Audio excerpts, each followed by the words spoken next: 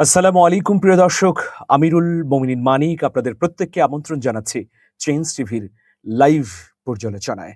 দর্শক, আজকের পর্যালোচনার বিষয় হচ্ছে জামাতের কর্মসূচিতে ধাক্কাধাক্কি, ভিন্ন রকম যা ঘটল।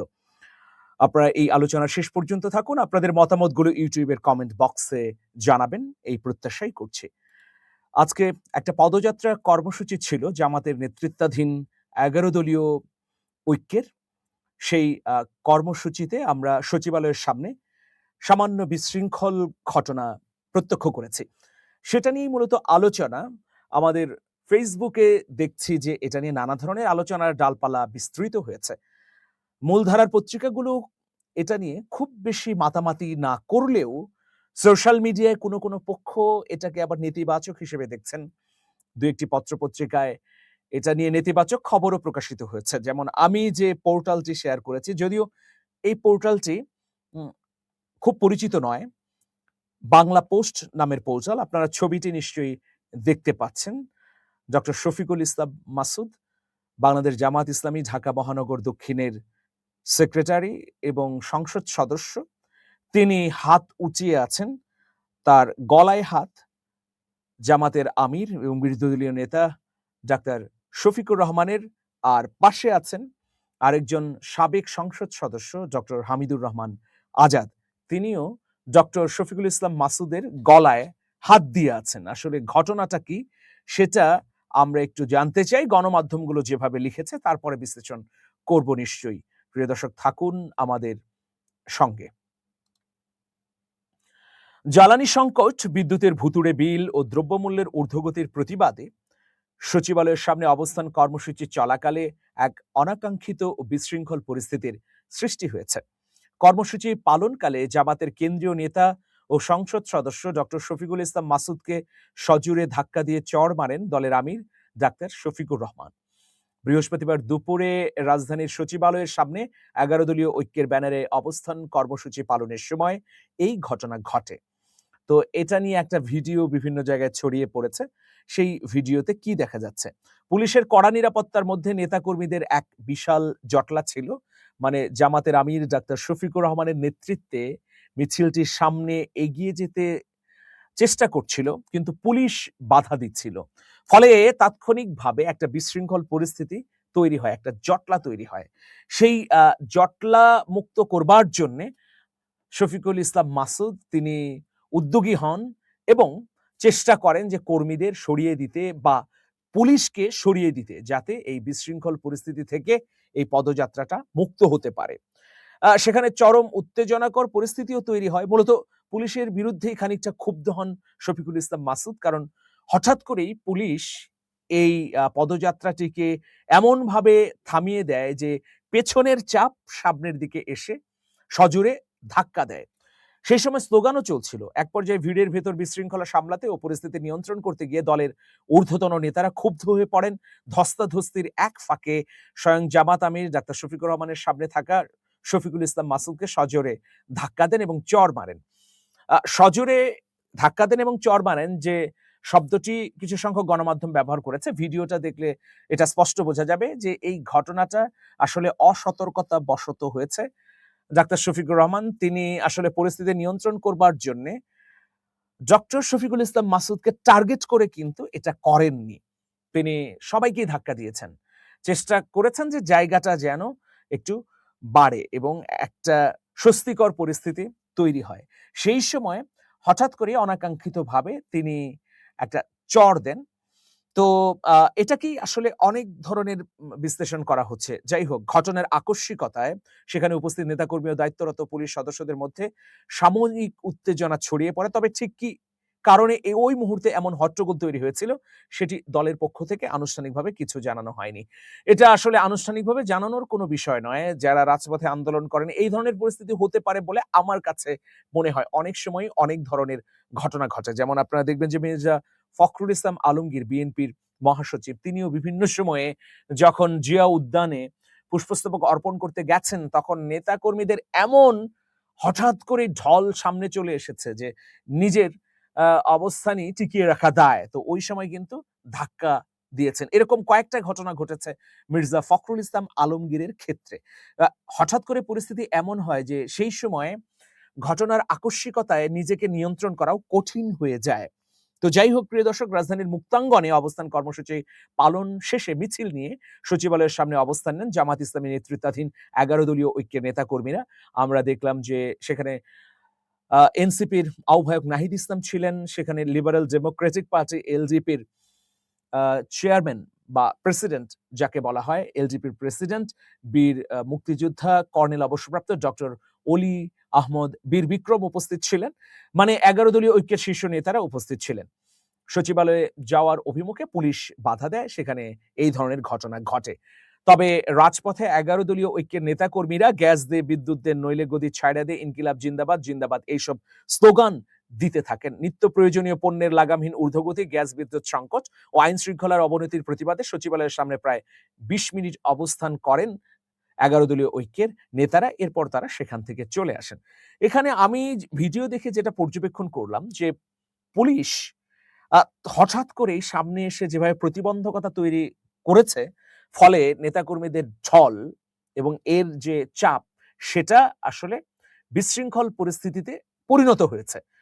পুলিশ চাইলে কিন্তু দূরবর্তী জায়গা থেকে বা একটা দূরত্ব বজায় রেখে বিরোধী দলীয় নেতাকে আহ্বান করে এটাকে আরো সুশৃঙ্খলভাবে পরিস্থিতিটাকে নিয়ন্ত্রণ করানো যেত। কিন্তু পুলিশের তাৎক্ষণিক বা উপস্থিত বুদ্ধিতে হয়তো এটা আসেনি। ফলে তারা মনে করেছে যে বিরোধী দলীয় নেতা সহ হয়তো শত শত কর্মী সচিবালয়ে ঢুকে যাবেন। কিন্তু আমার যেটা পর্যবেক্ষণ যে বিরোধী দলীয় নেতা তো আসলে মন্ত্রীর মর্যাদায় একজন নেতা, তিনি সংসদের বিরোধী দলীয় নেতা। নিশ্চয়ই তার পক্ষে সচিবালয়ে গিয়ে ভাঙচুর, বিশৃঙ্খলা তৈরির পরিস্থিতি হতো না। সেক্ষেত্রে বিরোধী দলীয় নেতার সঙ্গে পুলিশ আলোচনা সাপেক্ষেই সেখানে দূরবর্তী জায়গা থেকে নির্দেশনা দিয়ে থামিয়ে দিতে পারতেন। যাই হোক, তাৎক্ষণিকভাবে এই পরিস্থিতিগুলো ঘটেছে। পুলিশও আসলে যেমন দূরদর্শিতার সঙ্গে কাজ করতে পারেনি, একইভাবে জামাতের নেতা কর্মীরাও বা ১১ দলীয় ঐক্যের নেতা কর্মীরাও হুড়মুড় খেয়ে সামনে পড়ে গেছেন। একটা বিশৃঙ্খল পরিস্থিতি তৈরি হয়েছে। নেতাকর্মীদের একাংশ পুলিশের উপর ক্ষিপ্ত হয়ে উঠেছেন। ফলে ডক্টর শফিকুল ইসলাম মাসুদও ক্ষিপ্ত হয়েছেন। তিনি পুলিশের বিরুদ্ধে যেমন কথা বলেছেন যে, "কেন অনৈতিকভাবে এইভাবে বাধা দেওয়া হচ্ছে বা আমাদেরকে থামিয়ে দেওয়া হলো?" তো এই সামগ্রিক হট্টগোলের যে চিত্রটি, এটি ছড়িয়ে পড়েছে সোশ্যাল মিডিয়ায়, এটা নিয়ে নানা ধরনের কথা হচ্ছে। আমরা আরেকটা ভিডিও দেখলাম, যখন এই পদযাত্রাটি শেষ হলো তখন জামাতের আমির ডাক্তার শফিকুর রহমান তিনি ডক্টর শফিকুল ইসলাম মাসুদকে ডেকে নিয়েছেন এবং তার কপালে চুমু দিয়েছেন, মানে আদর করেছেন, যেহেতু এরকম একটা অনাকাঙ্ক্ষিত পরিস্থিতি ঘটেছে। প্রিয় দর্শক, এখন জামাতকে পর্যবেক্ষণ করেন এইরকম একজন নেটিজেন, যিনি ফেসবুকে নিয়মিত লিখছেন, লাবিব হাসান তার নাম। তিনি ফেসবুকে লিখেছেন যে, "আমার মনে হয় আজকের সচিবালয়ের ঘটনাটা একটা অ্যাক্সিডেন্ট। পরিস্থিতির কারণে মাসুদ ভাই হয়তো এতটা উত্তেজিত হয়ে পড়েছিলেন যে আমিরে জামাত ডাক্তার শফিকুর রহমান সাহেবের নিষেধ ততটা খেয়ালই করতে পারেননি, অথবা খেয়াল করলে সঙ্গে সঙ্গে সংবরণ করতে পারেননি নিজেকে। মানুষ যখন ভীষণ রেগে যায় তখন সেই রাগ সংবরণ করতেও কিছুটা সময় লাগে। আমিরে জামাতের সামনে তখন মাসুদ ভাইকে থামানোর জন্য এছাড়া আর কোনো উপায় ছিল না। বাই দ্য ওয়ে, এটি খুবই সাধারণ একটি ব্যাপার, এত আলাপ হওয়ার মতো কিছু নয়। মাসুদ ভাই ডাক্তার সাহেবের অনেকটা ছেলের বয়সী, সাংগঠনিকভাবেও অনেক অধস্তন দায়িত্বশীল। ডাক্তার শফিক শাখা সেক্রেটারি পর্যায়ের দায়িত্ব পালন করেছেন। সেও প্রায় ৪০ বছর হতে চলল। তখন মাসুদ ভাই ছাত্র শিবিরের কর্মীও হননি। যিনি শাসন করেছেন তিনি আবার আদর করে ছেড়ে দিয়েছেন। হয়তো পাবলিক প্লেসে এমন অনাকাঙ্ক্ষিত ঘটনা না ঘটলেও পারত। খুব ভালো হতো মাসুদ ভাই যদি শুরুতেই সংবরণ করে নিতেন নিজেকে, যেখানে স্বয়ং দলীয় প্রধান পরিস্থিতি ডিল করছিলেন।" এটা হচ্ছে লাবিব হাসানের লিখা। তিনি জামাতের বিভিন্ন প্রসঙ্গ অনুষঙ্গ নিয়ে ফেসবুকে নিয়মিতই লিখেন। প্রিয় দর্শক, তো দেখুন, জামাতের বিষয়ে বিভিন্ন রাজনৈতিক দল এটা অভিযোগ করে যে জামাত আসলে সরকারের বিরুদ্ধে প্রতিবাদ করছে না বা শক্ত অবস্থান নিচ্ছে না। সমালোচকরা এটা বলার চেষ্টা করেন যে জামাত সংসদে বিরোধী দল হলেও সংসদে তাদের যে বক্তব্য, বিবৃতি, আচরণ, তাতে সরকারের একটা সহযোগী শক্তি বলে মনে হয়। সংসদে যে ধরনের শক্ত অবস্থান নেওয়া দরকার সেই ধরনের শক্ত অবস্থান তাৎক্ষণিকভাবে তারা নিতে পারেন না। অধিকাংশ সময়ই বরং জামাতের পক্ষ থেকে ঐক্যের বার্তা দেয়া হয়। কিন্তু আজকের এই পদযাত্রা কর্মসূচিটি যেহেতু একটা মাঠের কর্মসূচি ছিল। এই কর্মসূচিতে যেমন ধাক্কাধাক্কি হয়েছে, তেমন উত্তেজনা সৃষ্টি হয়েছে, পুলিশ বাধা দিয়েছে, বাধার বিপরীতে ১১ দলীয় ঐক্যের নেতাকর্মীরা ক্ষিপ্ত হয়ে উঠেছেন। সব মিলিয়ে অনেকে বলছেন যে এই ধরনের কর্মসূচি বিরোধী দলের কাছ থেকে প্রত্যাশা করে যে শক্তপোক্ত কর্মসূচি জনগণের জন্য, যেন তারা মাঠে শক্ত থাকে, কোনোভাবেই তাদেরকে যেন বি টিম বলে মনে না হয়। আজকে ছাত্র দলের একজন সাবেক নেতার সঙ্গে আমার দেখা হয়েছিল। তিনি শীর্ষস্থানীয় নেতা ছিলেন। তিনি বলছেন যে ছাত্র শিবির, ছাত্রদল যতই সংঘাত হোক না কেন, দিন শেষে বিএনপি, জামাত এবং এনসিপি এক এবং অবিচ্ছেদ্য। এটা হলো তার ভাষ্য। কারণ কি? তারা কোনোভাবেই আওয়ামী লীগকে বাংলাদেশে পুনর্বাসন দেখতে চায় না। এইজন্যে কর্মী পর্যায়ে বা মাঠ পর্যায়ে যতই সংঘাত সংঘর্ষ হোক না কেন, তারেক রহমান, শফিকুর রহমান এবং নাহিদ ইসলামের মধ্যে একটা অঘোষিত ঐক্য রয়েছে। দেখুন, আমার পর্যবেক্ষণ হচ্ছে সংসদের বিরোধী দল হিসেবে জনগণের পক্ষে জামাতকে যে রোল প্লে করা দরকার সেটা অবশ্যই করতে হবে।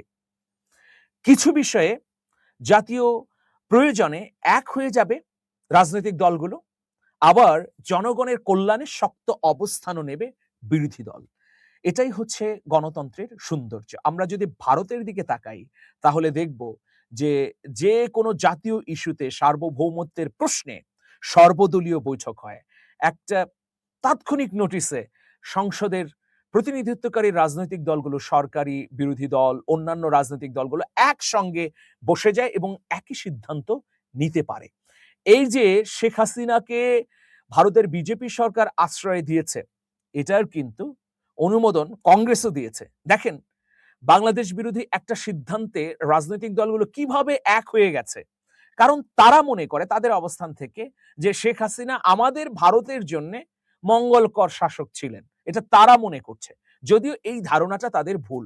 যদিও এই পর্যায়ে এখন কিন্তু কংগ্রেসের অনেক নেতা সমালোচনা করছেন যে বাংলাদেশী হিসেবে মনে করে ভারত যাদেরকে পুশিন করছে, তাদের পুশিন না করে বরং শেখ হাসিনা তো বড় বাংলাদেশী, তাকে পুশিন করা হোক। এই মন্তব্য কিন্তু সংসদে কংগ্রেসের নেতারা এখন করছেন।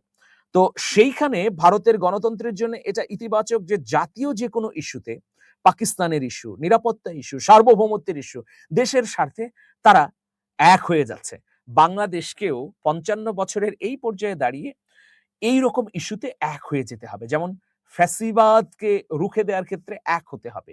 দেশের স্বাধীনতা, সার্বভৌমত্ব রক্ষার ক্ষেত্রে এক থাকতে হবে। যে কোনো ন্যাশনাল ইস্যুতে সবাই আবার এক প্ল্যাটফর্মে চলে আসতে হবে। মুখ দেখাদেখি থাকতে হবে। বিরোধী দল বা সরকারি দল মানেই হচ্ছে যে সরকারি দল এমন শক্ত অবস্থান নেবে, বিরোধী দলের সঙ্গে মুখ দেখাদেখি হবে না। কোনো বিয়ের অনুষ্ঠানেও ২ মতবাদের লোক দেখা করতে পারবে না, যেটা গত ১৫ বছর ছিল, যে পরিস্থিতিটা আসলে ফ্যাসিবাদী কাঠামোর কারণে তৈরি হয়েছিল। সেটা ভয়াবহ। তো আজকের এই পরিস্থিতিতে আমি মনে করি যে সরকার হিসেবে যেমন তার দায়িত্ব পালন করবে মন্ত্রীরা, একইভাবে বিরোধী দলও জনগণের মুখপাত্র যদি না হয়ে ওঠে, তাহলে এই ধরনের সমালোচনা কিন্তু থাকবেই। তারা অধিকার আদায়ের জন্য রাজপথে যেমন শক্ত কর্মসূচি দেবে, আবার জাতীয় ইস্যুতে সরকারকে সহযোগিতাও করবে। এইরকমই একটা নতুন গণতান্ত্রিক বাংলাদেশ আমরা দেখতে চাই। তবে পেছনের দরজা দিয়ে কোনো আঁতাত নয়। দেশের প্রয়োজনে, রাষ্ট্রের স্বার্থে সবকিছু হবে। স্বার্থের বাইরে বিন্দু পরিমাণ কিছু হবে না, সেটাই প্রত্যাশা। ভালো থাকবেন। শুভেচ্ছা নিরন্তর। আল্লাহ হাফেজ।